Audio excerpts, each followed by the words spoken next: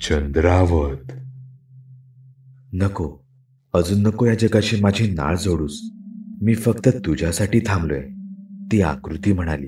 देवधरला काही कळेनासं झालं होतं. तो यशच्या जागी स्वतःच्याच हातांना कवटाळून बसला होता. त्याचं डोकंही तिथे असलेल्या एका उशीवर होतं. यश देवधरला स्पर्श करू शकत होता, पण देवधर नाही. तू आहेस ना यश? देवधर म्हणाला. होतो रे, तेव्हाही होतो, पण काही करू शकलो नाही.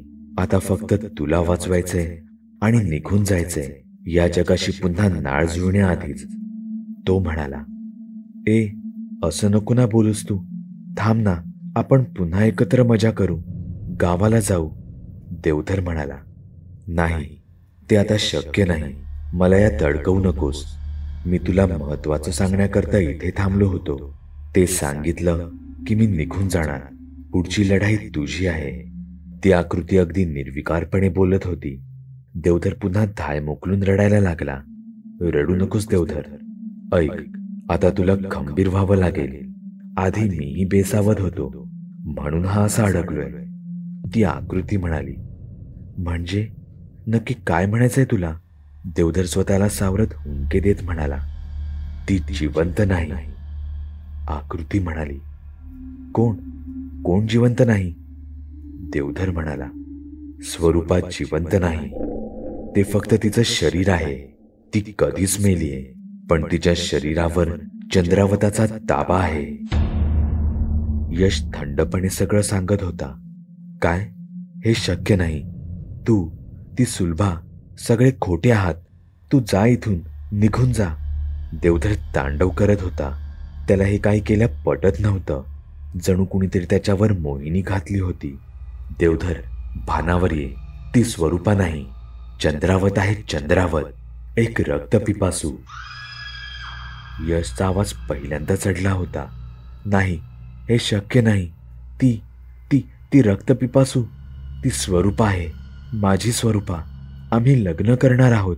देवधर डोकं धरून खाली बसला. तो सुन्न झाला होता. माझी ही आजची अवस्था मी बेसावध होतो म्हणून आहे. मीही फसलो होतो देवधर, मीही फसलो होतो. तिच्या जाळ्यात फसलो होतो. यश म्हणाला. काय? तूही? देवधरच्या चेहऱ्यावर स्पष्ट भीती आणि आश्चर्य होतं. होय, मीही. माझ्या आयुष्यात सुद्धा अशीच एक स्वरूपा आली होती. तिचं नाव रीमा. तीही खूप सुंदर होती. माझी आणि तिची भेटही त्याच साईटवर झाली होती, जिथे तुझी आणि स्वरूपाची झाली. यश म्हणाला. मग तू मला हे आधी का नाही सांगितलंस? आपण काहीतरी केलं असतं ना. देवधर म्हणाला. त्याचाही राग आता कमी झाला होता आणि भीती वाढत होती. त्याला काही कारणं होती देवधर, जी मी तुला आत्ता नाही सांगू शकत. कारण ती कारणं, त्या आठवणी मी त्या जगात सोडून आलोय. मी बांधलो गेलो होतो वचनात, तिच्यात. यश म्हणाला. तीही अशीच आईबाबांविना वाढलेली पोर. तिला प्रेमाची खूप गरज होती रे. कुणीतरी आपलं असावं असं तिलाही वाटत असणारच. मग तिला मी भेटलो. बोलणं सुरू झालं. मग आम्ही भेटणं सुरू केलं. ती स्वभावानेही खूप छान होती. लागवी होती ती. छोटे डोळे, नाजूक जीवणी. तिला आणि फक्त तिला शोभून दिसणारं नाक, सावळा गोरा रंग आणि गोड आवाज. आम्हीही त्याच बागेत भेटलो पहिल्या वेळी. यश सांगत होता. देवधर सुन्न होऊन सगळं ऐकत होता. बाकी काही पर्यायच नव्हता त्याच्याकडे. तीच त्याच्याही आयुष्यात आली होती. मग आमच्यातलं प्रेम फुलत गेलं. आधी मैत्री झाली, मग प्रेम. पण एकमेकांनी एकमेकांना कसं सांगायचं ते कळत नव्हतं. तीही कबूल करत नव्हती अन मीही नाही. जुरत मात्र होतो दोघेही.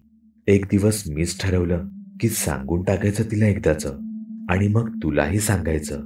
यश थांबला. तो देवधरचा अंदाज घेत होता.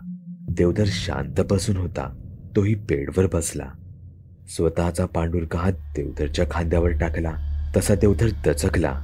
त्याने यशकडे पाहिलं, पण शब्द काही तोंडातून आले नाहीत. यशने नकारार्थी मान हलवली आणि पुन्हा सांगू लागला. त्या दिवशी नंतर दुसराच दिवस मी निवडला. खूप खुश होतो तेव्हा मी. तिला मी सगळं काही सांगणार होतो. आमच्या नव्या नात्याला सुरुवात होणार होती. त्या नात्याला नाव दिलं जाणार होतं. मी तयारी करून आधीच ठरलेल्या जागी पोहोचलो. तिला फोन केला होता, पण त्या दिवशी ती आलीच नाही. का आली नाही माहीत नाही. मी दुसऱ्या दिवशी तिच्या घरी गेलो. ती घरीच होती. तिने मला आल्या आल्या मिठी मारली. म्हणाली, मी नाही जगू शकत तुझ्याशिवाय. यश, माझं प्रेम आहे रे तुझ्यावर. काल मी आले नाही म्हणून रागावलंस का रे? तिचं माझ्यावरचं प्रेम तिने नकळत कबूलही केलं होतं. मीही म्हणालो मग, नाही ग, फक्त काळजी वाटत होती. माझंही खूप प्रेम आहे ग तुझ्यावर. माझ्या शेवटच्या श्वासापर्यंत मी तुझी साथ सोडणार नाही. मीही तिला कडकडून मिठी मारली. अरे काल माझी मावशी गेली, त्यामुळे तिथे जावं लागलं. मी कळवणारच होते तुला, पण वेळच मिळाला नाही. ती म्हणाली, बस आता काही बोलू नकोस, मला तुझ्या मिठीत राहू दे. यश तिला म्हणाला. यश सगळं काही सांगत होता, पण हे कळून आता यश परत येणार नव्हता हे सत्य स्वीकारायला देवधरचं मन तयार होत नव्हतं. त्या दिवसानंतर आमचं नातं बदललं. जणू एक नवी जबाबदारी आली. लग्न करशील माझ्याशी? तिने विचारलं होतं आणि मी तिला हसत हसत होकार दिला होता. त्यानंतर एकदा ती अशीच माझ्याकडे आली. त्या दिवसानंतर ती तुटक वागू लागली. माझे फोन उचलायची नाही, धड बोलायची नाही, भेटायला येणं टाळायची. एकदा असंच झालं. मी तिला फोन केला तर सरळ सरळ नंबर अस्तित्वात नाही म्हणून फोन कट व्हायला लागला. मी तडक तिच्या घरी गेलो तर तिचं घरच सापडेना.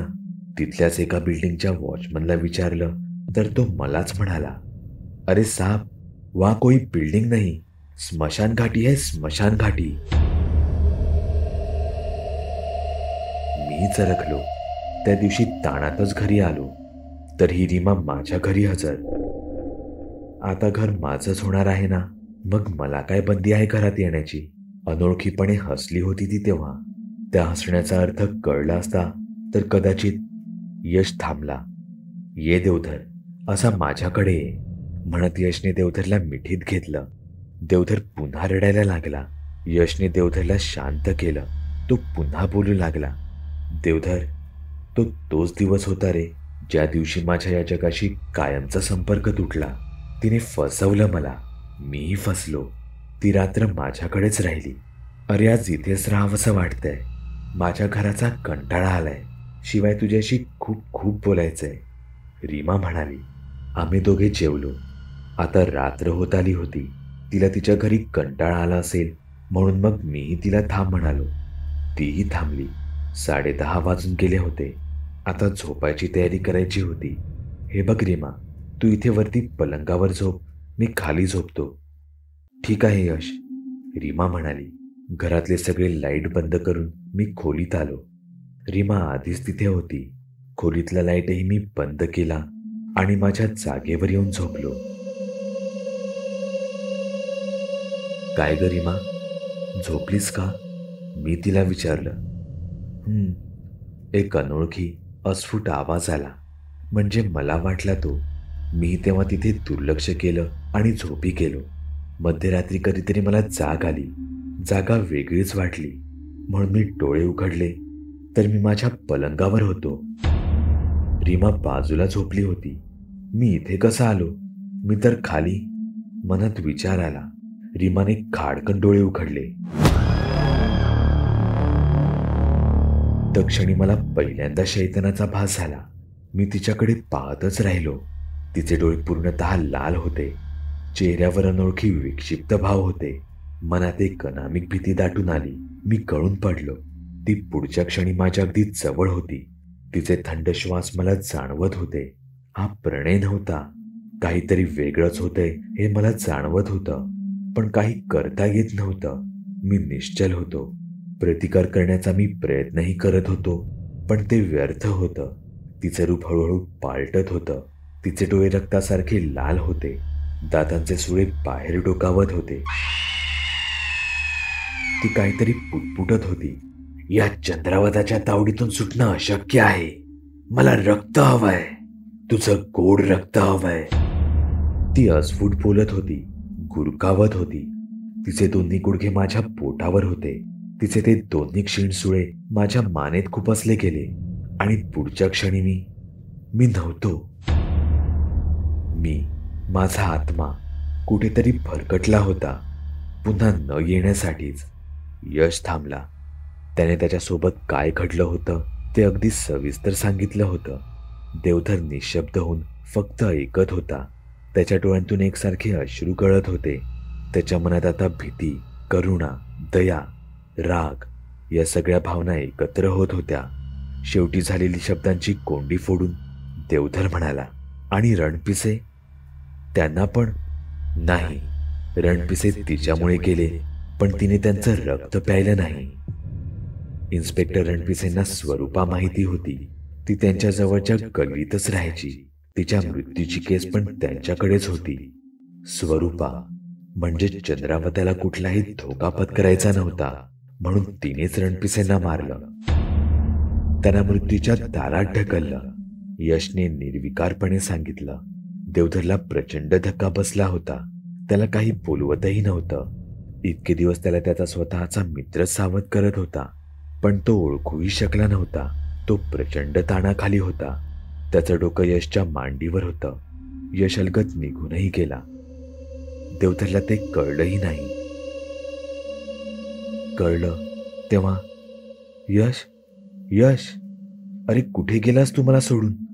यश, ये ना परत, अरे गरज आहे मला तुझी, असं म्हणत तू उठला आणि पुन्हा खाली पडला. तहानभूक त्याची केव्हाच हरवली होती. त्याने पलंगावर स्वतःला झोकून दिलं. त्याला गाढ झोप लागली. दोन प्रणययुगुल, अगदी सर्पयुगुलासारखे, प्रणयात मशगूल, परंतु यावेळी त्यांचा चेहरा दिसत होता. त्यातला पुरुष यश होता आणि ती स्त्री, ती स्वरूपा, रीमा, की ती चंद्रावत होती. देवधर ताडकन उठला. यश, अरे वाचव स्वतःला, ती आहे चंद्रावत.